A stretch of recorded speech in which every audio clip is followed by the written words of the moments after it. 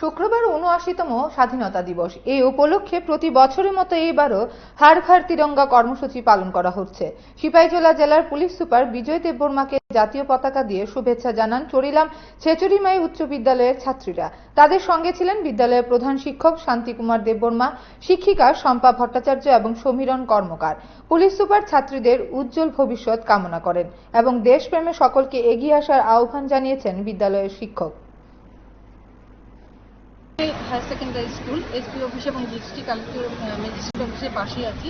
আগামীকাল ৭৯তম স্বাধীনতা দিবস। সেই স্বাধীনতা দিবসে সমস্ত ভারতবাসী এবং সমস্ত দেশবাসী যেন শান্তি, সমৃদ্ধি এবং উন্নয়নের দিকে এগিয়ে যায়, সেই উদ্দেশ্যে আমরা এসপি স্যারকে আমাদের ছাত্রীরা দুটো ভারতের পতাকা দিয়েছেন এবং আশা করি আমাদের দেশটা আগামী বছর সৌভ্রাতৃত্ব এবং শান্তি সমৃদ্ধির মধ্যে দিয়ে যাবে।